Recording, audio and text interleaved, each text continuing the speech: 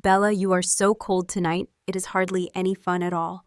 Nick Whitmore's smooth, almost mocking laugh pulled me back into the moment, and the reality of my rebirth struck me like a sudden gust of wind. I was back on the night of Camilla Rhodes' birthday, the same night Nick and I had our first serious fight about divorce. Her tinkling laugh filled the room as she leaned in with false sweetness, saying she was only teasing my husband, and surely I would not take it to heart. She accused me of being too controlling, of clutching at him, as if one innocent kiss were a crime, tossing out the insinuation that I was inserting myself where I did not belong. Around us, the subtle curl of lips and glint of disdain flickered across the faces of his friends. I was his legal wife, but to them, I was just Miss Turner, an actress of no consequence, not worth the respect of their rarefied world. Nick sat off to the side, lazily flicking his lighter open and shut, making no move to shield me from the humiliation. He had always been that way. Arrogance etched into his bones. A birthright handed down through generations of wealth and power, lofty and untouchable. Charming and cold in equal measure. It was that very aloofness that had once drawn me in so completely in another life, making me crash into the same unyielding walls again and again until my end came in silence. As the salt water filled my lungs, I had called his name in my heart, praying he would appear and save me, but he had been somewhere else, casually on the phone with Camilla, asking where she wanted to have dinner. In my final flickering awareness, I had heard her giggle and say she would follow him anywhere. They were happy, wrapped up in each other, while I sank into the dark ocean alone, suffocated by an invisible hand closing around my heart. That night, I turned to the others and quietly said I was leaving. I picked up my purse, walked out without looking back, and the room fell into a startled silence. Someone muttered that it was odd I had not quarreled with him this time. Among the women who once chased Nick, was known for my pride and temper, the very qualities that had once upon a time made a man like him defy his family's outrage to give me his name. Camilla had surely heard that story, but she had never cared. Now she lifted her glass and glided over to him, her voice honeyed as she called his nickname. He said nothing, only Rose shrugged on his coat and walked away. Someone called after him asking where he was going, and he smiled faintly, tossing back to calm the storm. It was December in New York, the kind of night when the city was draped in white and the lights glowed softly through the falling snow. I stood under my umbrella on a quiet Manhattan street when a black Porsche Cayenne slid to a stop beside me. Through the veil of snow, I met Nick's deep, dark eyes. They were beautiful, but their amber sharpness carried that same indifferent coolness toward everything in the world. He was both the man who could love deeply and the man who could abandon without a thought. In the swirling snow, his familiar voice came offering me a ride home. The words pulled me back to another winter night years ago, the night we met. I was 20 then, fresh from a small coastal town, newly signed to a music label, my suitcase packed with dreams. That night at a friend's bar, the main singer had been delayed, and they pushed me on stage to fill in. I sang an old Cantonese ballad about storms and tides and falling in love without knowing why. Midway through, a string on my bass snapped, stinging my fingers, and my heart tangled with it. My gaze was drawn like a magnet to the man sitting in the crowd, in a crisp white shirt, impossibly handsome, a dangerous kind of charm in his relaxed posture. The room had been full, but he was the only one I saw. I had thought it would be just a passing glance, but fate had other plans. My friend offered me a ride afterward, and from the back seat came a deep voice asking if he could join. He had been talking to someone on the phone, answering half-heartedly disinterested, but I noticed the way his presence seemed to press into the space. We did not speak during that short ride. The cold outside melted into a quiet warmth in the car. At one point, he leaned forward as if to buckle my seatbelt for me, but I was faster, clicking it into place myself. He leaned back with a small, helpless smile, murmuring that I was acting like a child. Those words and the hint of laughter in his voice would stay with me. It was not long after that, in those early days, that he showed me flashes of a gentler side. Though even then, I did not realize how fleeting it would be. Later, I would come to understand that some people are simply born to be the center of the world's attention. I thought that night was just a fleeting encounter, a momentary glance in a snowstorm. But fate handed me a chance I never expected. My friend pulled up to the curb, and from the driver's seat came a deep voice offering to give me a ride through the heavy snow. I climbed into the car, and there he was in the back seat, Nick Whitmore. He was speaking on the phone with his girlfriend, though he barely seemed engaged, answering her constant stream of chatter with short, disinterested replies. The ride was brief, and we didn't exchange a single word. That was our first meeting, a small slice of a New York winter night, when he happened to give me a ride home. The freezing air outside melted into a quiet warmth within those car doors. Nick leaned forward as if to fasten my seatbelt, but I was quicker securing it myself. He drew back, amusement flickering in his eyes, and gave me a faint, helpless smile. "You're grown yet still act like a child, sulking for no reason." He had said that to me before, long ago in the early days. Back then, we hadn't been together long when a woman handed him a hotel room key right in front of me. He didn't take it, but he didn't reject her outright either. Instead, he slipped an arm around my shoulders and half joked, half warned her that his boss was here, so she'd better behave. Even so, my face stayed cold for the rest of the evening. On the drive home, he chuckled softly, trying to coax me out of my mood. "Maddie, a little childishness is fine, but that's enough." I could hear the undertone in his voice, a quiet warning, and in that instant, my eyes burned hot. "So I'm making trouble now, is that it?" He said nothing, his beautiful eyes crinkling at the corners, a smile that felt hollow and distant. My chest tightened as though something invisible gripped my heart. "Why, Nick? Can't you love me the way I love you?" He lit a cigarette, the smoke curling through the heavy silence. It was a long time before he spoke again, his voice low and steady. "Bella, you can want anything from me, anything except my heart. I can't give you that." I asked what would happen if I insisted, and he just laughed softly, pulling me into his arms. If there's anyone who could manage it, it would be my Maddie. And somehow I did manage it, or so I thought. I made the man who once swore he would never love give up his untouchable status, bending the rules over and over again until the whole city knew Nick Whitmore had married only me. But marriage is not a fairy tale. What remained was cold reality, weighed down by endless petty conflicts, the pressures of everyday life, and the constant disapproval from his mother, Victoria Whitmore, smothered me until I could barely breathe. It was such a pity, our fiery young love now reduced to bitter disappointment. This time, the fight over divorce started with something so trivial it was almost absurd. A close friend invited me to sing the theme for his new film. When Victoria found out, she called me in a fury, berating me for clinging to my lowly entertainment career, even after marrying into the Whitmore family. As usual, Nick stepped in to end the call abruptly, but unlike other times, he didn't turn to comfort me afterward. He sat down, massaging his temples, his voice tired. "Bella, do you really have to do this after 2 years of marriage? This wasn't our first argument about my music. Nick, you know how much I love it. You've seen me stay up all night just to finish a song." I laughed through my tears. "Yes, I know marrying the great Nick Whitmore was me reaching above my station. For you, I gave up my career. What more do you want? Do you expect me to be like some socialite from 100 years ago? Never stepping past the front gate? Never speaking to anyone just so I won't embarrass you?" His temper flared. "I got you a position teaching vocal music at the university, but you refused. I offered you a place at the National Theater, but that didn't please you either. What do you want, Bella? You're an actress who also wants to be worshipped." I let out a bitter laugh. "So you think I married you for your money? Is that what you believe?" "Isn't it?" he shot back. In the end, we both resorted to the cruelest words we could find, the ones that cut deepest. That night we argued until neither of us could claim victory. Our voices hoarse and our hearts bruised. By the time we were both drained, leaning against each other in the suffocating quiet, Nick Whitmore let out a long sigh and asked me if we should never have gotten married.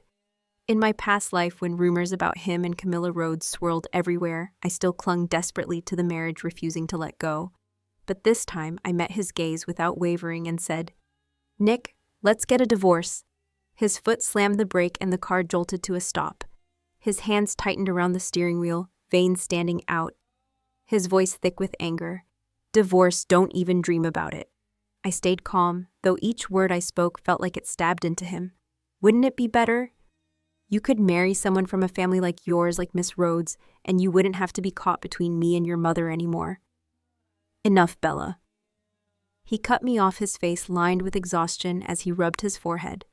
"You're making all this fuss just because you want to sing again. Fine, go sing. Is that what you wanted to hear?" His tone was petulant, like a child sulking, and I could only let out a humorless laugh. Nick, you still don't understand, do you? This was never about whether I could sing or not. This marriage was a mistake from the beginning. Just then his phone lit up with Camilla Rhodes' name. He didn't answer right away, just stared at me and asked, "Maddie, are you really set on this?" "Yes," I said without hesitation. His eyes went bloodshot, his voice hoarse as he muttered a single word. "Good." I opened the door and stepped out into the freezing air. Camilla's syrupy giggle spilled from his phone, mingling with the wind that bit into my skin. I stood in the snow waiting for a cab, the cold gnawing through my coat. Then a familiar Bentley rolled to a stop in front of me. I looked up to see Adrian Cole stepping out the snow, melting quickly on the shoulders of his dark overcoat. He didn't ask why I was standing there alone in the middle of the night. He simply asked the same thing he had the first time we met when I was 13. "Want me to take you home?" I had known Adrian for so long. Back then, he wasn't the heir to the Cole family, just a stray in our small town, while I was the unwanted child my parents had cast aside. 5 years older than me, Adrian took me in. By day, he worked in a restaurant kitchen. By night, he fought in underground rings to make enough money to keep me in school. One night, I saw him stumble home battered and bruised, and the tears came before I could stop them. "I won't study anymore. I'll work with you, please." His expression hardened, his 19-year-old face set in a fierce scowl. "Maddie, I took you in so you could study. If you don't want to, then get out." I had bolted out in tears, but he chased after me, wiping my face with a gentleness that didn't match his harsh words. "Maddie, I could live in this small town my whole life, but you have to fly out of here. Understand?" Eventually, I did fly away. The price was losing him forever. Years passed before we saw each other again, and whatever innocent feelings I'd had as a teenager had been worn away by time. I asked him to take me back to my apartment near Arlington National Cemetery. As he turned to leave, he suddenly called my name. I looked back to find the same deep, steady eyes. I remembered his voice, carrying the same quiet promise it always had. When I married Nick, Adrian had just been accepted back into his family, yet he still gave me a wedding gift worth nearly 8 figures. I had asked why. "You're marrying Nick Whitmore, so this is my dowry to you," he said, looking down to hide the bitterness in his voice. "If you're ever wronged, come back to San Francisco. I'll always be here." I thought about that as I sat with my lawyer finalizing the divorce terms. My phone rang. It was Victoria Whitmore. The first words out of her mouth were dripping with sarcasm. "Bella, I didn't say anything when you made a scene in public. But dragging Nick away from home on today of all days. Do you even remember what day it is?" I froze. "The 15th. The Whitmores' monthly family gathering." I picked up the folder containing the divorce agreement I had prepared and headed for their house, ready to face whatever came next. The living room felt suffocating the moment I stepped in. Victoria Whitmore sat on the sofa beside Camilla Rhodes, the two of them sipping tea and chatting with the kind of laughter that only people who had already decided you didn't belong could share. Nick Whitmore lounged in another corner, idly toying with his lighter, occasionally tossing in a detached comment that made the whole scene look like a picture-perfect family portrait. And then there was me standing on the outside, looking in nothing more than an accidental intruder. "Bella, you don't mind joining us for dinner, do you?" Camilla's voice was light and teasing, but I could hear the sharp edge under it. That was the moment I realized she had never once tried to hide her ambition to replace me. "You've kept everyone waiting just so you could come home and cook." Victoria's tone was dripping with mockery as her cold eyes met mine. "I'm tired," I replied evenly. "I don't feel like cooking tonight." In my past life, I had bent over backwards to please her. I had humbled myself to the lowest point just for the smallest scrap of approval. But this time, I knew better. When someone despises you, nothing you do will ever be enough. Camilla stepped in at the perfect moment, all saccharine sweetness. "Aunt Victoria, I'll cook tonight. It'll give you a chance to try my cooking." Victoria's gaze flicked toward Nick. "Look at what you've married." He simply raised an eyebrow and said nothing, not a single word in my defense. It didn't take long before Camilla came out of the kitchen, balancing a steaming bowl of soup. "Bella, would you mind helping me carry this to the table?" I reached out to take it, but before my fingers could even touch the bowl, it tipped suddenly. Hot broth spilled directly onto Camilla's neck and hand, and her skin flushed an angry red in seconds. She let out a sharp cry, tears streaming down her face like heavy rain. "Bella, what are you doing?" Victoria's voice cracked through the air, filled with rage and accusation. She shoved me aside and rushed to Camilla's side. I lost my footing and crashed to the floor. My palm landed squarely on a shard of broken porcelain, the burning pain shooting up my arm. Blood welled, instantly dripping onto my white coat until the fabric bloomed crimson. Victoria's glare cut into me. "Don't just stand there. Apologize to Camilla." I forced myself to stand, swaying slightly, blood dripping steadily onto the floor.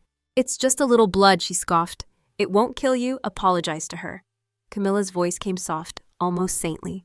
"Aunt Victoria, it's okay. Don't make her apologize. I'm sure she didn't mean it." But behind her gentle expression, I caught the unmistakable glimmer of triumph. Nick walked over and pressed a handkerchief to my wound, his voice low. "Just apologize, Bella. Don't give my mother another reason to make this worse."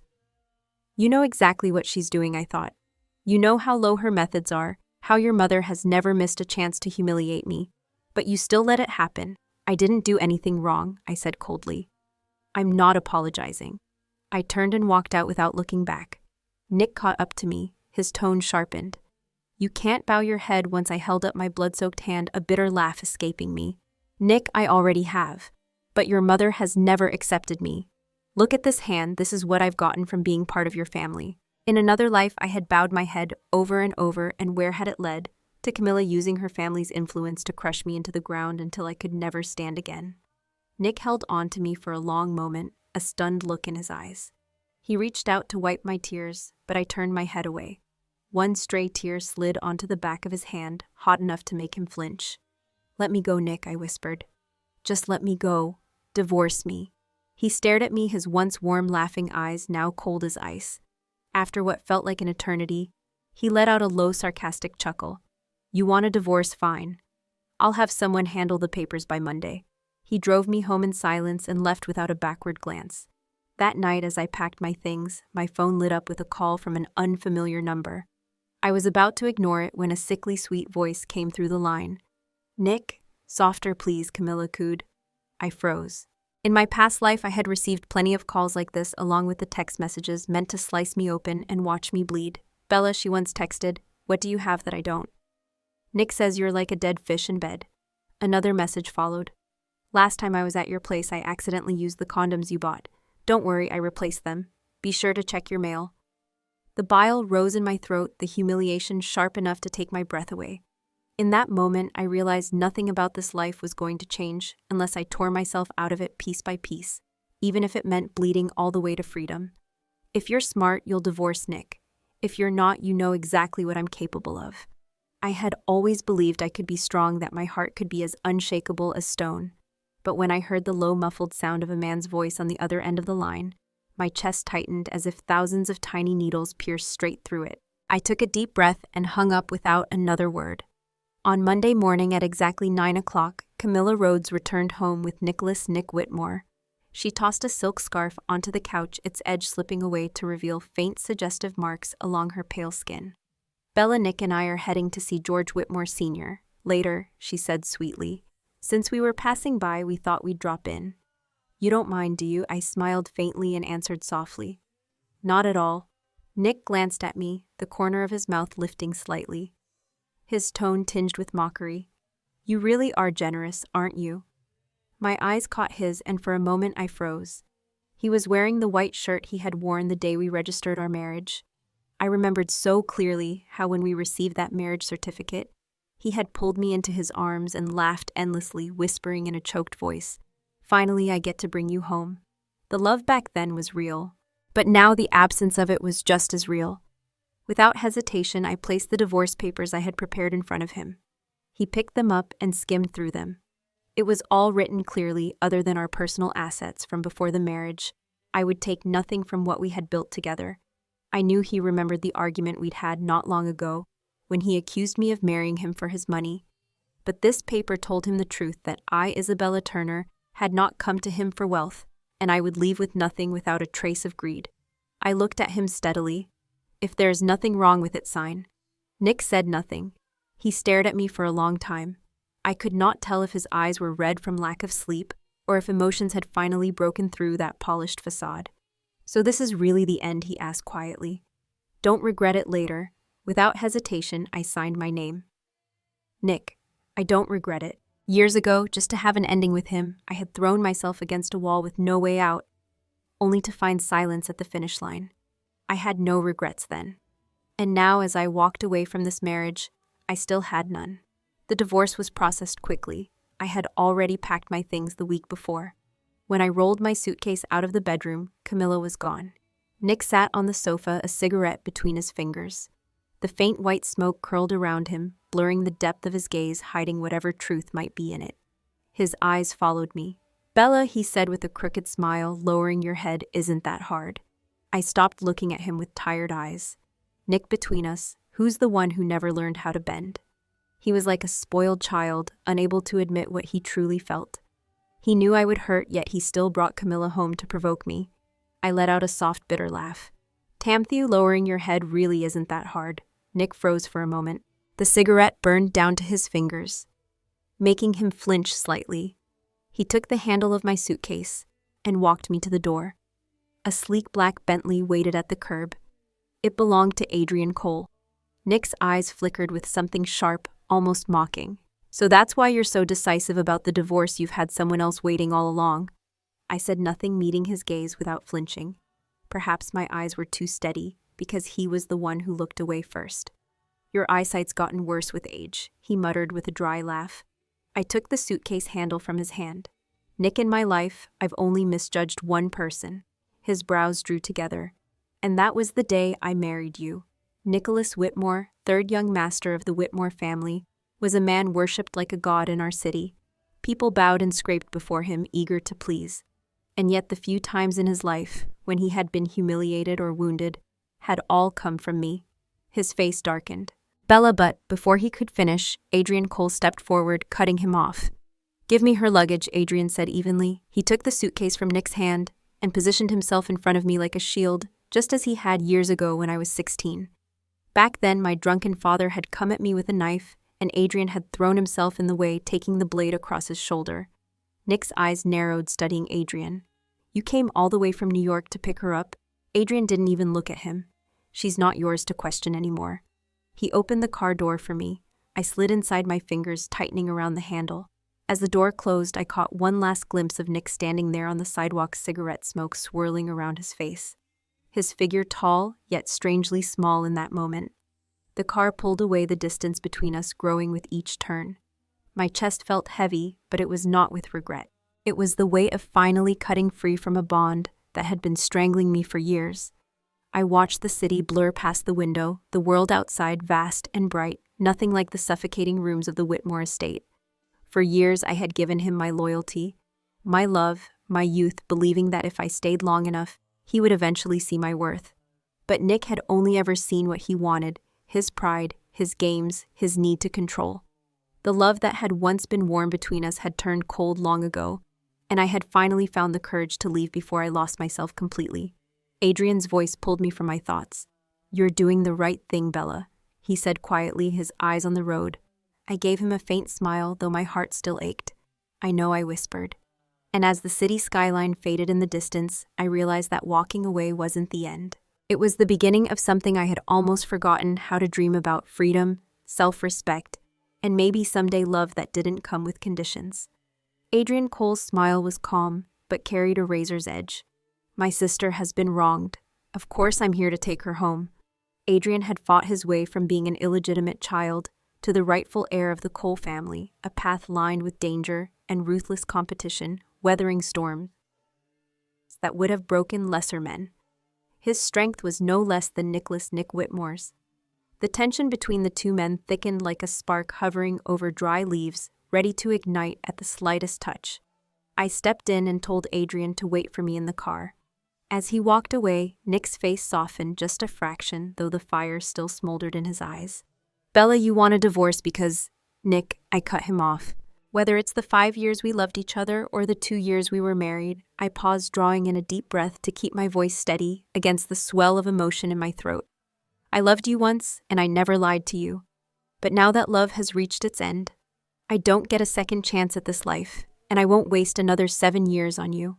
He stood there in silence, his eyes rimmed with red. At last his voice came rough and low.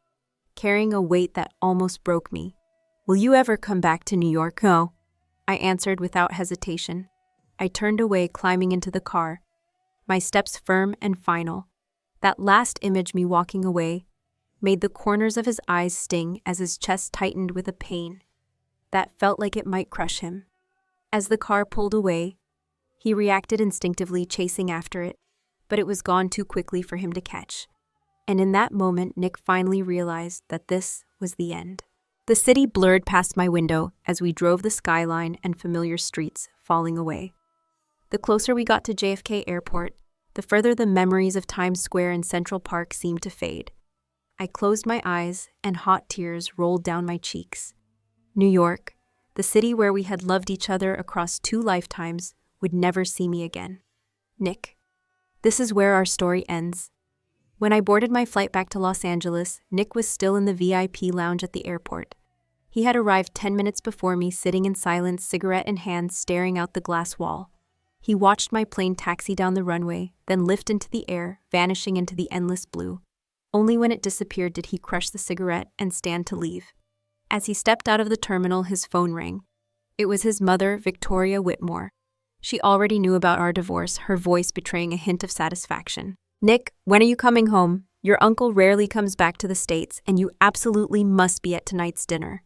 Nick didn't answer. His gaze drifted out the car window to the square nearby, where a street performer's voice floated through the air. The song was Wanderer, the very one that had launched me to the height of my career at 21. The soft emotional tone carried a love story that seeped into the listener's soul. Memories surged in his mind. Back then, when I was writing that song, I spent days and nights locked in the studio, reworking the demo countless times.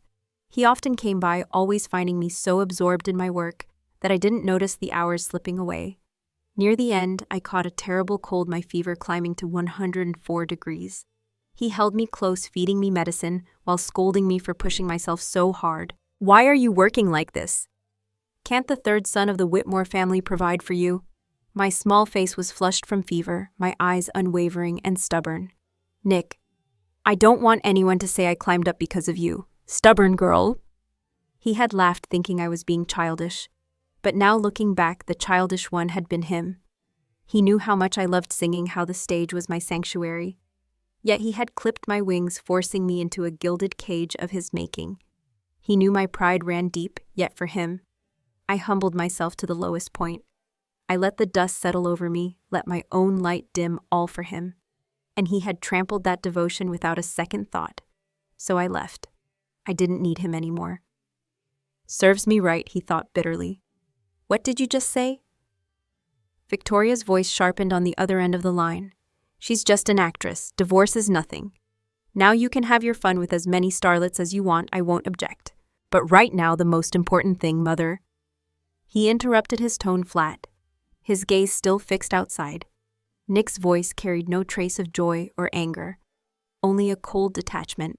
"Where's the dinner?" "At the Golden Willow, Victoria." Whitmore replied cheerfully over the phone. "Hurry up and get here, Nick. Don't keep everyone waiting on you." When Nick arrived, Victoria was already there with the entire Rhodes family chatting away with warm laughter. The moment Camilla Rhodes spotted him, her eyes lit up. She quickly pulled out the chair next to hers, looking at him with anticipation. "Nick, sit here." But he didn't move toward her. Instead, he chose the closest empty seat he could find, sitting down without so much as glancing in her direction. The cheerful hum of conversation faltered, replaced by an awkward stillness.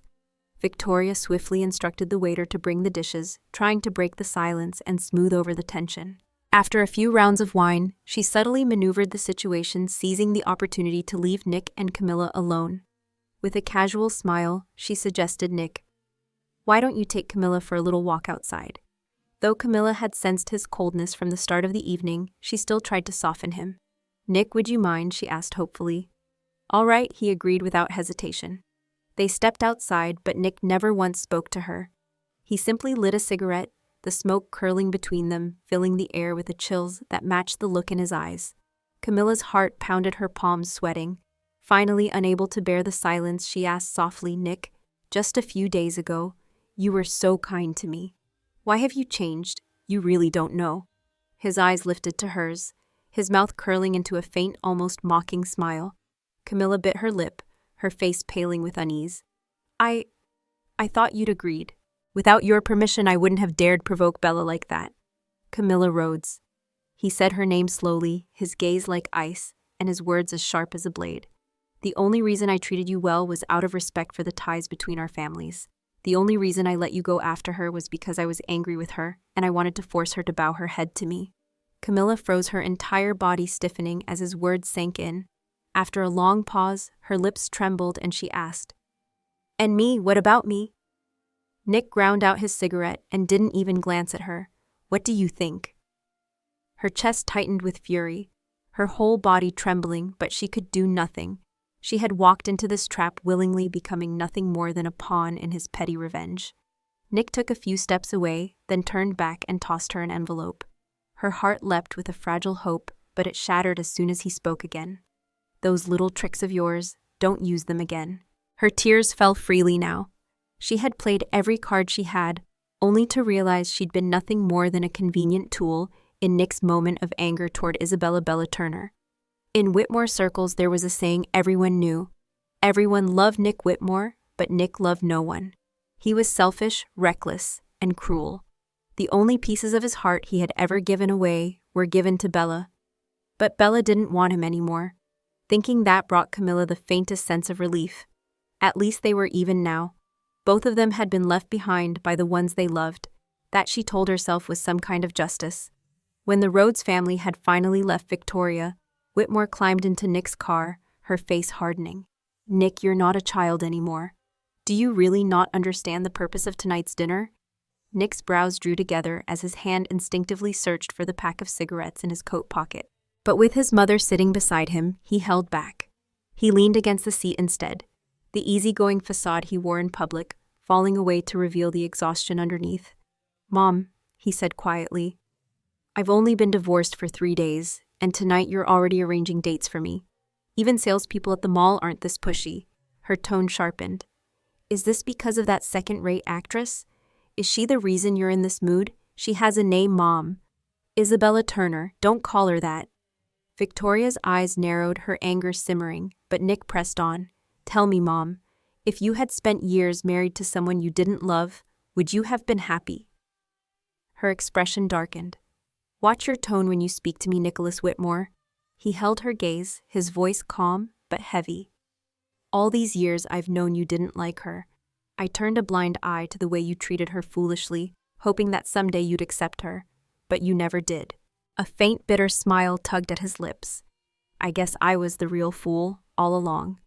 Victoria Whitmore had never truly hated Isabella Turner for any concrete reason. Deep down, it was jealousy. Jealousy that a woman of such humble origins could still marry the man she loved, while she herself had been forced to abandon the love of her life. Years ago, she had been seen as part of a perfect pair, the kind of couple people described as a match made in heaven. But when her family's interests came into play, she was forced into marriage with Thomas Whitmore, cutting off all ties with the man she truly loved. That man, a talented actor, died from heart failure in the very year she wed Thomas, barely 30 years old. For the rest of her life, Victoria had been proper and restrained, following every social rule expected of a woman in her position. Yet the most defiant thing she had ever done was to arrange his funeral and care for his parents until their last days. The marriage between Thomas and Victoria Whitmore had always been transactional. Love had no place in it. After Nicholas was born, Thomas rarely came home, and Victoria never questioned it. In her mind, bringing Nicholas into the world and raising him as an heir to the Whitmore legacy was her life's greatest duty. Nicholas closed his eyes now, pushing back the sting at the corners. "Mother," he said quietly, "she's never coming back to New York. Isabella and I are over for good. I just want to know, are you satisfied with this ending?" His voice carried both accusation and defeat. He knew he had let things get this far. He had ignored the constant tension between his mother and Isabella, allowing her to silently endure the slights for 2 long years. Victoria was wrong, but so was he. She didn't answer directly, simply placing her hand gently on his head. Without the Whitmore family's support, she said softly, "We will not survive this difficult time." Nicholas let out a humorless laugh. "Mother, I'm a person, not an ornament locked behind glass." The bitterness in his voice was unmistakable. But Victoria's reply was firm. You are the son of both the Whitmore and the Morgan families. You are not just yourself. If you were only Nicholas Whitmore, I wouldn't care what you did. Her words seemed to pull her into the past. Many years ago, she had knelt before her own father, and he had told her those exact same words. Nicholas fell silent. Without Isabella, it didn't seem to matter who he shared his life with anymore. Victoria's palm suddenly felt warm and damp, as if the weight of her regret had finally reached her fingertips. But for people like them, the path ahead had been set long before they were born. Years ago, she had walked it. Now Nicholas would too. Wouldn't he? When I returned to Los Angeles, I took a short 2-month rest before diving headfirst into building my own studio. In my previous life, my world had revolved entirely around Nicholas Whitmore. But now, as I began to reclaim my love for music, I felt a faint but growing light breaking through the gray haze of my days. Once the studio was up and running, I started preparing for my new song. It had been years since I last composed, and I spent whole days shut inside the recording room, surrounded by crumpled sheets of paper and discarded melodies that went nowhere. Not a single note felt right.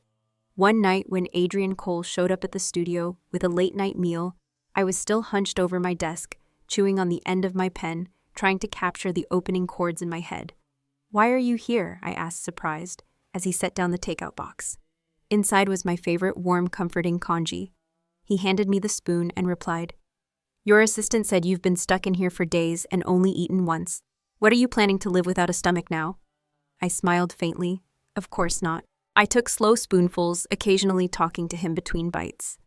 When I finished, we stepped out for a walk along the beach. In the distance, the quiet waters of Santa Monica shimmered under the moonlight. As we crossed the street, lost in thought about my song, I didn't notice the truck barreling toward us. In an instant, Adrian grabbed my arm and yanked me to safety. His eyes locked on mine, his voice sharp with worry. "Are you even looking where you're going?" Embarrassed, I blurted the same words I'd used as a child. I didn't see it. He froze for a moment, the familiarity of the exchange hanging between us, then muttered an apology and let go of my arm. "Let's go home." I found myself brushing my fingers against the warmth of where he had held me. When I looked up, the sunset had spilled its golden light across the horizon, touching my face with a gentle heat. 2 weeks later, I finally finished my new song, Island Sunset. I flew back to Los Angeles to work with friends who specialized in mixing and arranging music. The back-and-forth trips between Los Angeles and New York ate up another 2 months. Through it all, no matter how busy he was, Adrian was there flying with me, waiting outside studios, making sure I ate, walking me home late at night.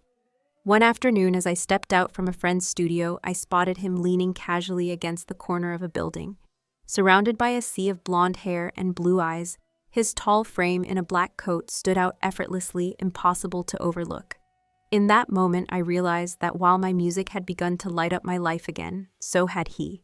My friend walking beside me glanced over with a curious smile and asked Bella, "Is he your boyfriend?" I shook my head quickly. "No, he's my—" The word brother was on the tip of my tongue. But when it came out, it became, "He's my friend." My friend chuckled softly. "The way he looks at you doesn't seem like how a friend would." One stormy night, a sharp pain twisted in my stomach, and I couldn't even get out of bed. Adrian Cole called to say he was bringing me some medicine. His car broke down halfway, so he ran the rest of the way through pouring rain. When he finally reached my place, his clothes were soaked through his hair, plastered to his forehead, but the medicine was completely dry, carefully shielded in his hands.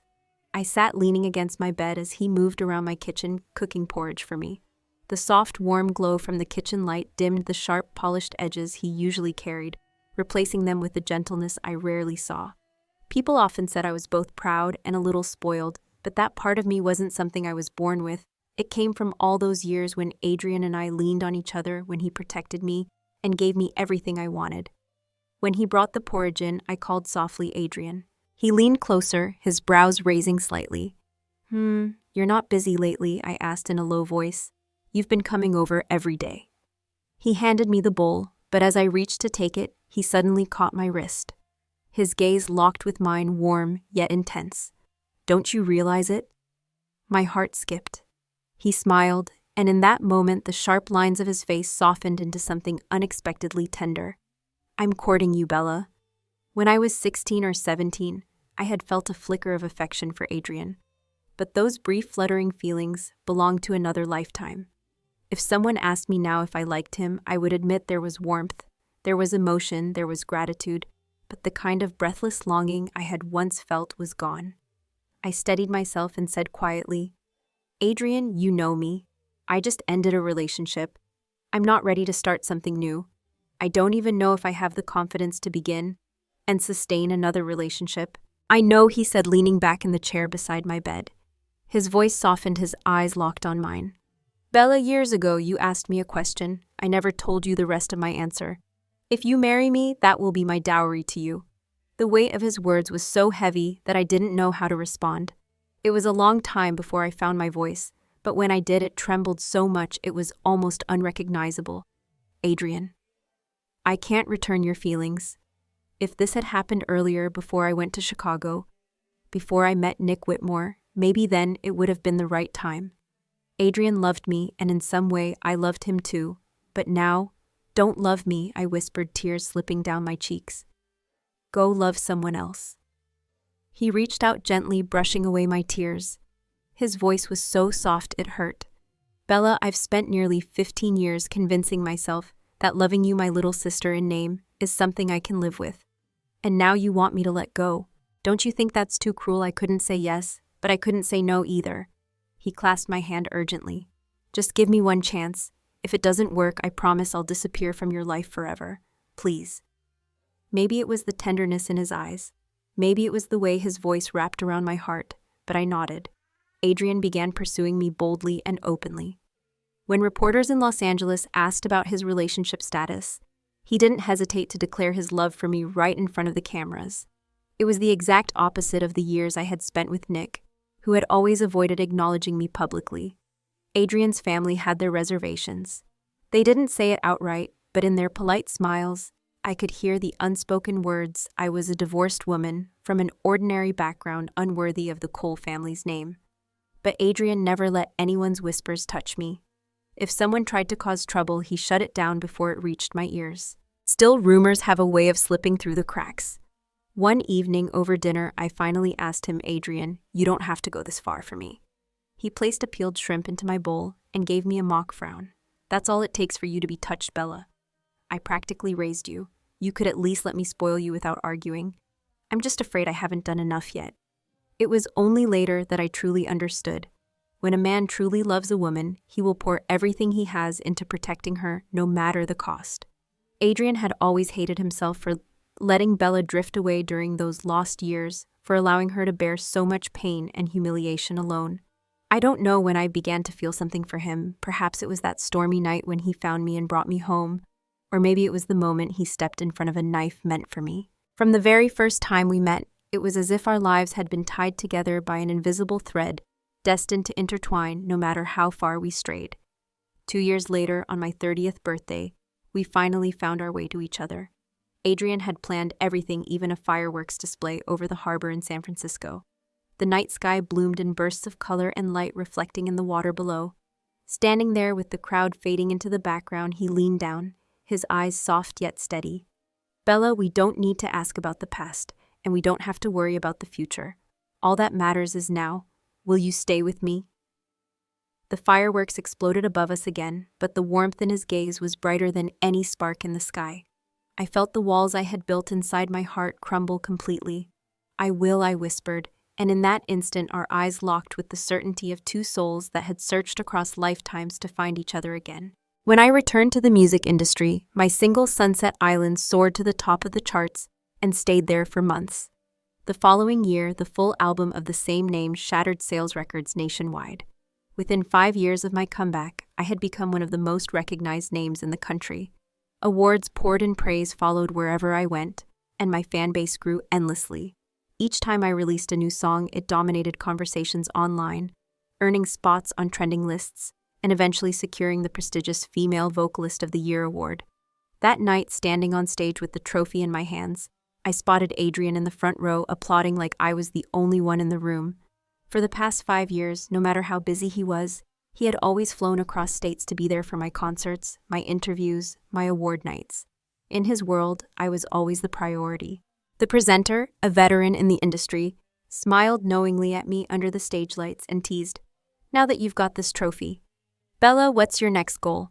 My laughter echoed through the microphone, genuine and bright, the joy in my eyes shining with the security Adrian had given me all these years. "I think it's time to get married. I can't let Adrian follow me around without a title forever, can I?"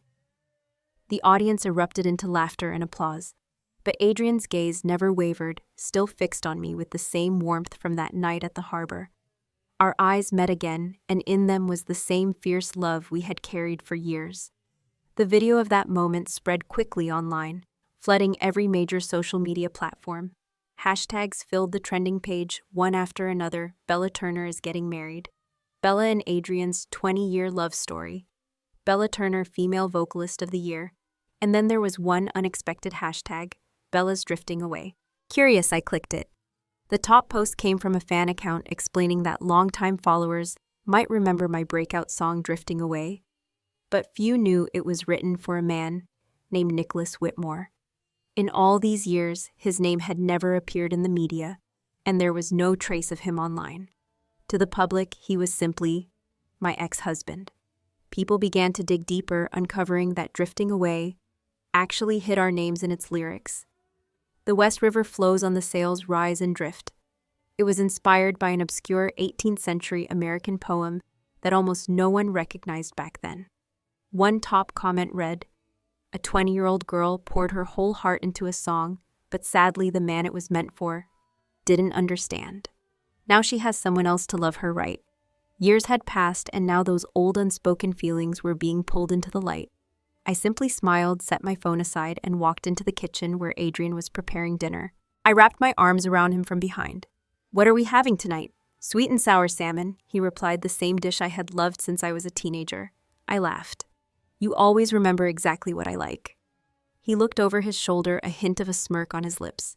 "Who do you think raised you?" The answer made me pause, then burst into laughter, leaning into his warmth. Meanwhile, across town in a private lounge in Los Angeles, Nicholas Whitmore sat drinking with a group of friends.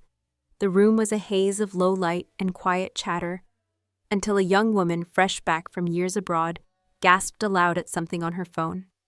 Heads turned toward her, curiosity sparking in the air. Nicholas glanced over, unaware that the past he had left behind was about to crash headlong into his present. Nick Whitmore sat casually at the table, sipping his drink, as the chatter around him filled the private lounge. Laughter, clinking glasses, and the faint hum of live music created a veneer of ease. But then a young woman sitting nearby glanced at her phone, her expression stiffening. She hesitated, shooting him a cautious look. "Nick, you're trending," she said softly. The mood shifted instantly. In their circle, parties were indulgent, but reputations were guarded like treasure. Families taught their heirs to stay discreet, to avoid scandals at all costs. Everyone remembered the disaster last year, when one careless comment online had ignited a chain of public backlash. "What are they saying about me, Nick?" asked, his voice flat. The host of the gathering, who happened to be a close friend of his, gestured for the girl to continue. "It's about Bella Turner," she said, hesitating as though weighing the impact of her words. "She's getting married soon, and one of her most famous songs, Falling for You People, are saying she wrote it for you." The glass in Nick's hand slipped.